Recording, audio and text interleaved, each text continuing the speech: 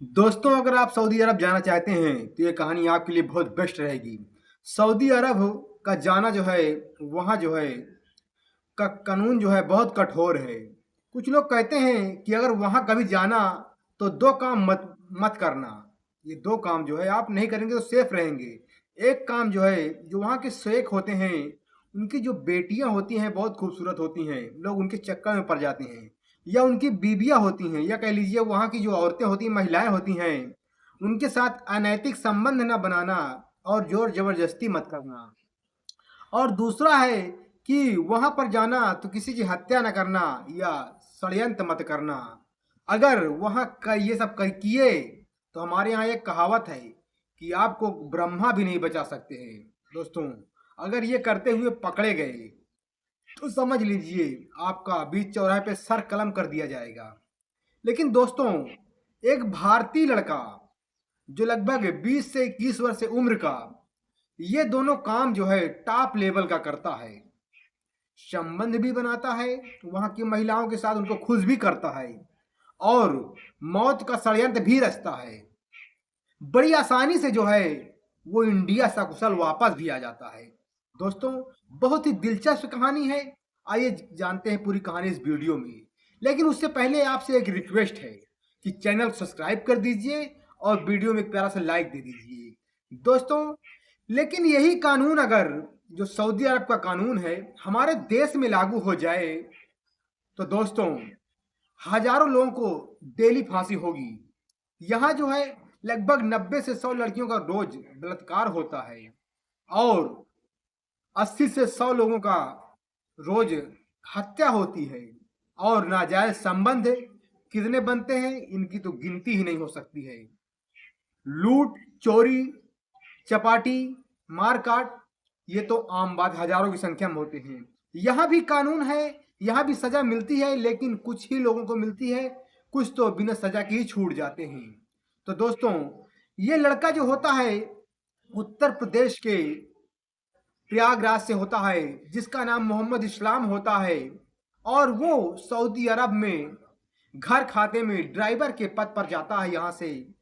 और वहाँ जो है जैसे सऊदी शेख के यहाँ पहुँचता है तो सऊदी शेख ही बड़ा ही धनवान आदमी होता है, बड़ा धन्ना सेठ होता है, बहुत पैसे वाला होता है। वो अपने अय्याशी के लिए चार चार बीवियां रखता है। जो पहली बीवी होती है उसकी उम्र लगभग 38 से 40 वर्ष होती है। उसकी एक बेटी 15 साल की होती है और 3 बेटे होते हैं। जो सबसे बेटा होता है, छोटा बेटा होता है, वो 6 साल का होता है। और 2 बीवियां और होती हैं, उनके दो दो बच्चे होते हैं। जो सबसे छोटी बीवी होती है वो उसकी उम्र लगभग 18 से 20 वर्ष होती है, वो जिसका नाम मन्नत होता है। तो दोस्तों, वो घर खाते में जो बड़ी बीबी होती है उसके यहाँ जाता है ड्राइवरी के लिए। लेकिन धीरे धीरे वो हर काम में निपुण हो जाता है। वहाँ उसको अरबी बहुत अच्छे से पहले से आती थी, क्योंकि उसका जो चच्चा था वो पहले जद्दा में रहता था। तो दोस्तों, ये रियाद शहर में जाता है और अपने सऊदी शेख के यहाँ जो है रहने लगता है। जो बड़ी उसकी बीबी होती है, क्योंकि वो सेठ जो है, जो शेख होता है, वो थोड़ा बूढ़ा भी हो चला था, तो वो ज़्यादा दौड़ धूप कर नहीं पाता था। इसलिए चारों बीवियों के अलग अलग रूम होते हैं, बड़ी बड़ी हवेलियां होती हैं, उसी हवेलियों में रहती थी। तो ये हर जगह पहुंच नहीं पाता था, इसलिए इसको रखा गया था घर खाते के लिए। जो भी काम पड़ता था अब इसी से जो है सारा काम करवाया जाता था। दोस्तों, वो 4 घंटे के काम के लिए जाता था, वो 8 घंटे के लिए जाता था ड्यूटी के लिए। लेकिन अब उससे ये जो है 18-18 घंटे काम कराने लगे थे।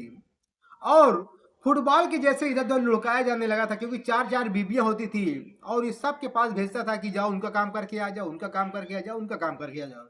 लेकिन दोस्तों, उनके पैसे भी दिया करते थे। जो उनकी बीबियां होती थी, उनके जो एक्स्ट्रा काम करवाते थे, उनका पैसे भी मिलता था, तो पैसे से वो खुश होता था। दरअसल ये इस्लाम जो होता है वो मुस्लिम होता है, तो इसलिए अरबी भी आती थी, तो अच्छा इनसे साथ ताल्लुकात हो जाता था, घर जैसे ताल्लुकात हो जाता है।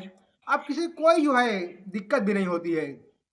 जो सऊदी शेख होता है वो बूढ़ा भी हो जाता था और वो उनकी परवाह भी नहीं कर पाता। सरकारें वहाँ की कहती हैं कि आप जो एक बराबर उनसे प्यार करेंगे, एक बराबर सम्मान जो है चारों के साथ रखेंगे।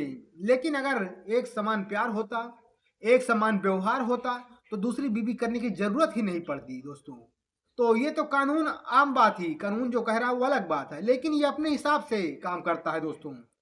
अब जो है धीरे धीरे जो है ये जो है सभी के पास आने जाने लगता है। उसके बाद जो है जो सऊदी शेख होता है वो किसी काम से इंडिया आ जाता है। जब इंडिया आ जाता है तो अचानक एक दिन जो है जो इस्लाम होता है उसके पास सऊदी शेख फोन लगाता है और कहता है कि आप छोटी वाली के पास चले जाइए, उसे शायद कुछ काम है। तो वो जाता है छोटी वाली बीबी के पास जिसका नाम मन्नत होता है। दोस्तों मन्नत वाकई में बहुत खूबसूरत होती है, जिसे देखकर वो हैरान हो जाता है। पहली बार उसकी नज़र से नज़र मिली थी दोस्तों। उसे देखने के बाद जैसे ये लगी कोई अप्सरा जो है आसमान से उतरकर कोई परी आ गई है, बहुत खूबसूरत होती है। लेकिन वो जैसे जाता है तो डोरबेल बजाता है और डोरबेल की आवाज़ सुनकर जो महिला अंदर रहती वो खोलती दरवाज़ा और कहती अंदर आ जाओ। लेकिन उसके उस अपने कानों पर विश्वास नहीं होता कि वो उसके अंदर कैसे बुला रही है। तो कहती है नहीं मैं अंदर नहीं आ सकता हूँ, जो सऊदी शेख हैं आपके अंदर आने से, आपके घर के अंदर आने से नो एंट्री है मेरी, मैं घर के अंदर नहीं आ सकता हूँ। वो कहता क्यों, इसमें क्या बात है, आप तो कोई आम तो है नहीं, आप हमारे घर खाते के नौकर हैं। तो कहता है नहीं ठीक है, मेरी जो है 3 जगह एंट्री हो सकती है, लेकिन जो सऊदी शेख हैं वो आपके रूम में एंटर करने के लिए मना किए हैं। तो कहते हैं मना किए ठीक है, लेकिन इस समय तो यहाँ है नहीं, कौन देख रहा है कि वो अंदर है कि आप बाहर हैं, वो तो इंडिया में है, इससे क्या फर्क पड़ता है। लेकिन जो इस्लाम रहता है वो कहता है हाँ ठीक है कोई बात नहीं है। तभी फिर कहती है मन्नत कि आप अंदर आ जाइए। फिर वो अंदर जाता है और उस सोफे पे बैठने के लिए इशारा करती है। फिर उसके बाद जो है जो मन्नत पूछती है कि आपका जो बड़ी बीबी हैं, जो बड़ी मालकिन है, उनके साथ कैसा संबंध है। वो कहता है, इस्लाम कहता है कि मेरा संबंध जैसे आपसे है वैसे उनसे भी है, क्योंकि मैं तो नौकर हूँ, आपका भी नौकर है उनका भी नौकर हूँ, और जो काम के लिए जो कहते हैं सबका काम करता हूँ। तो कहता नहीं। फिर वो अपना मोबाइल निकालती है और मोबाइल कहती फिर ये क्या है। जैसे ही वो मोबाइल देखता है वो पसीने से तरबतर हो जाता है। समझ लिए उनके मौत का फंदा तैयार हो गया था दोस्तों। वो हैरान हो जाता है, उनकी आंखों से जो है डर का माहौल उसके पूरे चेहरे में छा जाता है और वो कांपने लगता है। फिर मन्नत पूछती है कि ये क्या है, सच सच बताओ ये क्या है, आखिर तुमने ऐसा क्यों किया।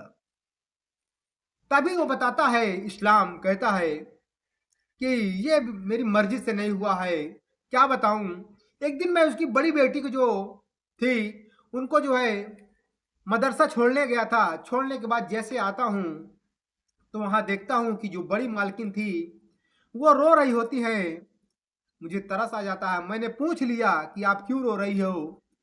तभी वो कहती हैं कि इससे आपसे क्या मतलब है, कि मेरा निजी मामला, आप इसमें हस्तक्षेप क्यों करते हैं।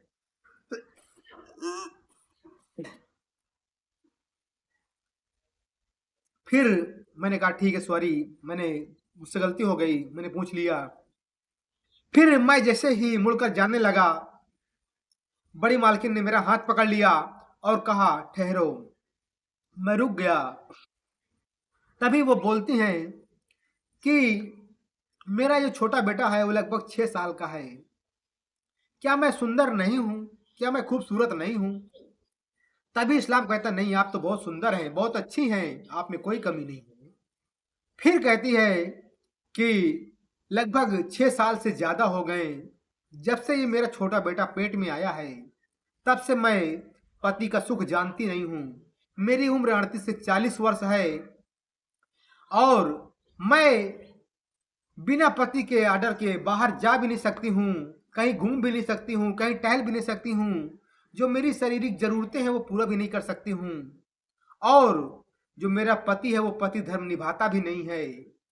तो मैं बेहद तंग आ चुकी हूँ और मैं इससे पहले भी जाना चाहती थी कि यहाँ छोड़कर चली जाऊं, लेकिन मैं अपने बच्चों का मुंह देख रही थी। मेरे बच्चे बहुत छोटे थे, लेकिन अब मेरे बच्चे बड़े हो गए हैं, अब वो अपने से अपना जो है गुजर बसर कर लेंगे, कमा खा लेंगे, और मैं अब जीना नहीं चाहती हूँ, क्योंकि जो मेरे पति हैं मुझसे कोई मतलब ही नहीं रखते हैं। 6 साल हो गए मेरी उनसे जो है शारीरिक संबंध नहीं बने हैं। क्या मेरी इच्छा नहीं होती है, मेरे अंदर इंसानियत नहीं है, मैं नहीं कर सकती हूँ, लेकिन मुझे आज तक वो दोबारा जो है मुड़कर देखे तक नहीं है। तो इसीलिए मेरी इच्छा मर गई है और मैं अब जीना भी नहीं चाहती हूँ।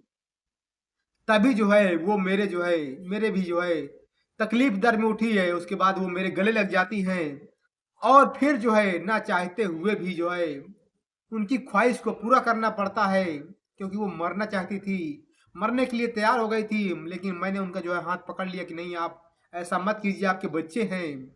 तो कहती है अगर तुम मुझे बचा रहे हो तो मेरी शारीरिक जरूरतें भी पूरी करो। अब मुझे ना चाहते हुए भी उनकी जरूरतें पूरी करनी पड़ी और फिर उसके बाद वो खुश रहने लगी और फिर धीरे धीरे मुझे भी अच्छा लगने लगा, इसलिए हम दोनों ने ये किया है। और उसके बाद जो कहीं ना कहीं जो है एक दिन मन्नत जो है ऐसे अचानक जो है किस तरीके से जो जो फोन होता है वो मन्नत के हाथ लग जाता है और वे तुरंत जो है उसका स्क्रीनशॉट ले लेती है। फिर जो है वो दोनों जो है जो इस्लाम होता है वो जो बड़ी मालकिन होती है वो चैट के माध्यम से अपना बात करती थी और जब भी उनको मौका मिलता था वो शारीरिक जरूरतें पूरा कर लेती हैं और ये चैट के माध्यम से बात ये करती है। वो चैट जो है मिल जाती है, फिर वो चैट जो जैसे ही वो उसको दिखाती है उसका होश ठिकाने हो जाता है। वो कहता है कि मुझसे गलती हो गई, इस्लाम कहता है मन्नत से कि मुझसे गलती हो गई, मुझे माफ कर दीजिए, कोई ऐसा काम अब नहीं करूंगा। लेकिन जो मन्नत रहती है वो कहती ठीक है, एक ही शर्त पर तब मैं तुम्हें माफ कर सकती हूँ, तुम्हें एक काम और करना पड़ेगा। तो कहती क्या काम करना पड़ेगा? कहती देखिए, वैसे भी अगर ये केस मैं पुलिस में दे दूंगी तो तुम्हें मौत की सजा मिलेगी, इससे जो है कम सजा हो नहीं सकती है। यहाँ का कानून आप जानते ही हैं कि माफी तो आपको मिल नहीं सकती है दोस्तों, तो मौत की सजा से कम कोई सजा नहीं हो सकती है। और लेकिन जो हमारा पति इंडिया गया है वो कोई बिजनेस के लिए नहीं गया है, वो एक नंबर का अय्यास है। तभी भी फिर जो है मन्नत पूछती है कि जो मैडम और है उनकी जो बीबियां और हैं उनके साथ भी ऐसा करते होंगे। वो कहता नहीं, मैं और किसी के साथ कोई अनैतिक संबंध मुझसे नहीं है, लेकिन मैं ये जानता हूँ कि वो भी शेख साहब से खुश नहीं है। वो भी ये चाहते हैं कि लगभग 2-3 साल हो गए और हमारी तरफ मुड़ कर नहीं देखा है, हम भी संबंध नहीं बनाए हैं उनसे आज तक जो है, तो वो भी कहीं ना कहीं खुश उनसे नहीं है, उनसे जो है बहुत दुखी है, लेकिन हमने उनके साथ कुछ नहीं किया है। कहता अच्छा ठीक है, कोई बात नहीं है, लेकिन मैं तुम्हें एक शर्त पर छूट दे सकती हूँ और तुम्हें वो करना पड़ेगा। अगर तुम नहीं करोगे तब भी मारे जाओगे, और करोगे तो शायद बच सकते हो। तभी इस्लाम कहता मुझे क्या करना पड़ेगा? वो कहता जो हमारा पति है, जो हमारा शेख है, सेठ है, तुम्हें उसे मारना होगा, उसे हमारे रास्ते से हटाना होगा हमारे जीवन के लिए, क्योंकि जो हमारी सारी संपत्ति थी जो हमारे पूर्वजों ने बनाई थी वो सारी संपत्ति धीरे धीरे अय्याशी में उड़ाता जाता था। जो बंदरगाह थे वहां हमारी सीपें चलती थी, 5-6 सीपें चलती थी, जिससे जो है लाखों डॉलर पैसे की जो है अनुमानित कमाई हुआ करती थी, लेकिन धीरे धीरे वो सब अय्याशी में उड़ाकर बेच डाला है। अब 2 सीपें जो बंदरगाह में चलती हैं उससे लाखों की डॉलर की कमाई होती है, उसी से हमारा घर परिवार चलता है। और लेकिन ये अब भी अय्याशियों से उसका पेट नहीं भरा है। 2 साल मेरी शादी को हो गए हैं, अब मुझसे भी उसका मन भर गया है और मेरी तरफ भी वो नहीं देखता है, और वो इसी अय्याशी चक्कर में इंडिया गया है। और जैसे ही आएगा उसको आपको मौत के घाट उतारना पड़ेगा। वो कहता है अगर मैं ये करूंगा तो यहाँ कानून बहुत कठोर है, मुझे मौत की सजा मिलेगी। वो कहता है कुछ नहीं होगा, हम तुम्हें माफ कर देंगे, माफी कर देंगे, और हम माफी कर देंगे तो सरकार को भी माफ करना पड़ेगा, ये यहाँ का कानून है। अगर परिवार चाहे तो माफ कर सकता है तो हम माफी कर देंगे। तो कहता है आप माफ कर दोगे, लेकिन जो 3 बीवियां और वो, कहता है वो तो और दुखी है इनसे, मैं तो अभी दुखी हुई है, तो वो तो आज कई सालों से जो है पत्नी का सुख नहीं जानती हैं, तो वो तो पहले से दुखी हैं, तो वो भी यही चाहती हैं कि इनको रास्ते से हटा दिया जाए, वो हमारे समर्थन में हैं। तो कहता है कि ये तो काम आप भी कर सकती हैं। इस्लाम कहता है आपके लिए तो आसानी रहेगी। बोलता मैं कैसे कर सकती हूँ? बोलता आपके पास 4-4 जो है बिल्डिंगें हैं और बड़ी बड़ी सीढ़ियां हैं, किसी भी सीढ़ी से अगर तुम लुढ़का धक्का भी दे दोगी तो कोई इल्जाम भी नहीं लगेगा, और सीढ़ी से गिरकर उनकी मौत हो गई है कोई शक भी नहीं करेगा, आराम से रास्ते का जो कीड़ा है काड़ा है वो हट जाएगा और कुछ होगा भी नहीं। तो कहती ठीक है, तुमने बहुत अच्छा जो है परामर्श दिया है, और हम ऐसा ही करेंगे, लेकिन आपका समर्थन हमें चाहिए, अगर नहीं हुआ तो आपको भी कुछ करना पड़ेगा। तो कहती ठीक है, क्योंकि इस्लाम जो है फंस चुका था, अगर नहीं करेगा तो भी उसको सामने मौत का मंजर खड़ा हुआ था, नहीं करता तब भी उसे मौत की सजा मिलेगी, और करेगी फंस जाएगा तो भी मौत सजा मिलेगी। तो वो राजी ही कर लेता है कि शायद ना कहो बच जाऊं मैं। तो उसकी जो है साथ जो है राजी हो जाता है, सारा प्लान जो है फिक्स हो जाता है। शायद अल्लाह भी यही चाहता था कि उसे रास्ते से हटाया जाए, क्योंकि जो 3-3 बीबियां 4-4 बीबियां थी वो अपने पति से अपने शौहर से खुश नहीं थी। तो शायद अल्लाह भी यही चाहता था कि इन्हें रास्ते से हटाया जाए, क्योंकि जो सारी संपत्ति अगर ये अय्यासियों में उड़ा दी गई तो उनके बच्चों का क्या होगा, आने वाले भविष्य जो बच्चे हैं उनका क्या होगा। तो दोस्तों वो जैसे ही पता चलता कि इंडिया से आएगा तो उससे तो ऐसा जो है किया जाएगा, कार्यक्रम पूरा रेडी था, सब कुछ सिस्टम बन गया था। लेकिन वो इंडिया से सीधा वापस सऊदी नहीं आता, वो सीधा उधर मलेशिया का टूर पकड़ लेता है दोस्तों, और मलेशिया जाता है। अब वहाँ इसी अय्यासी चक्कर में मलेशिया पहुंच जाता है, वहाँ अय्यासी करता है। लेकिन एक दिन खबर वहां से आ जाती है कि उसकी मौत हो गई। तो दोस्तों ये लोग तो बहुत खुश हो जाते हैं कि अल्लाह भी यही चाहता था हमारे रास्ते से हट जाए, और हटा भी देता है। लेकिन जब वहां जांच पड़ताल होती है कि आखिर मौत हुई कैसे, किस कारण हुई, क्या कारण था, लिहाजा जब जानकारी जुड़ती है कि जो अय्यासियां के चक्कर में 2 महिलाओं को अपने साथ रखे हुए था, और उनके साथ जो शारीरिक संबंध बनाने के लिए ओवरडोज जो है वो दवा ले रखी थी, और दवा कहीं ना कहीं ओवरडोज हो गई थी, क्योंकि ज़रूरत पूरा करने के लिए उसके साथ इतनी जो है क्षमता नहीं थी कि वो उनकी ज़रूरतें पूरा कर सके। लेकिन वो ओवरडोज दवा लेकर जो है उनके साथ जो है संतुष्टि के लिए लिया हुआ था, और वो दवा जो है ओवरडोज हो गई थी, जिससे उसकी हार्ट अटैक में मृत्यु हो जाती है। तो दोस्तों ये सुनकर जो है सभी लोग बहुत खुश हो जाते हैं। उसके बाद जो उसका जो है जो 12वीं 13वीं जो क्रियाक्रम होता है वो सारा कुछ करते हैं। कहीं ना कहीं सब लोगों को संतुष्टि मिल जाती है, क्योंकि जो प्लान बना रहे थे शायद ईश्वर ने, अल्लाह ने उसको सुन लिया था, और उनको पहले से ही रास्ते से हटा दिया था। उसकी करने का फल जो उसने कुकर्म किए थे उसका फल उसको अल्लाह ने दे दिया था, ईश्वर ने दे दिया था। तो सब लोग खुश हो गए कि हमारे रास्ते का काड़ा जो है हट जाता है।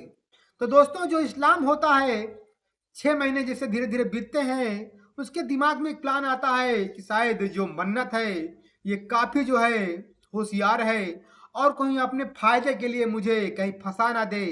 इसलिए वो प्लान बनाता है कि दोस्तों मुझे 2.5 से 3 साल होने वाला है, और तभी कहता है कि वो जो शौहर शेख की बीबी होती है उनसे कहता है कि उस मुझे मालकिन घर जाना है, मेरे माता पिता हैं, मेरे अब्बू और अम्मी जान हैं, उनकी तबीयत बेहद ख़राब है, और मुझे अपने घर भी जाना है, क्योंकि 2.5 से 3 साल पूरे हो गए हैं, मुझे घर भी जाना है। तो दोस्तों वो लोग बहुत इससे खुश होती हैं और कहती हैं कि तुम वापस लौट के आना, तो हमारे ही घर में आना, हमारे ही घर खाते में आना, और आपकी बहुत ज़रूरत है। दोस्तों वो एकदम घुल मिल गया था, लेकिन वो जानता था कि कब, पता नहीं कब मैं बलि का बकरा बन जाऊं। इसलिए वो मौका पाता है, और जो है वहां से काफी धन लेकर जो है, धन उनको देकर जो है वो लोग विदा करती हैं, और वो अपने देश आ जाता है। जब देश आ जाता है, यूपी आ जाता है, यूपी प्रयागराज उतरता है, तो बहुत खुश होता है।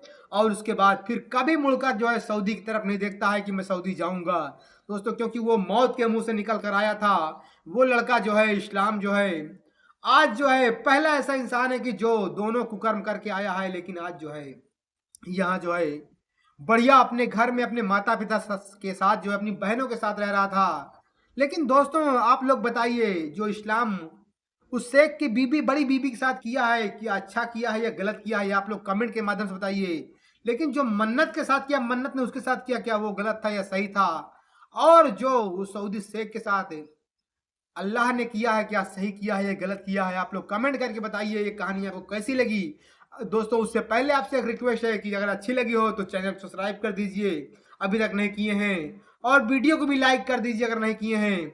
और कहानी कैसी लगी कमेंट में जरूर बताइए। फिर मिलते हैं किसी अगली वीडियो में, तब तक के लिए अपनों का ख्याल रखें। जय हिंद, नमस्ते।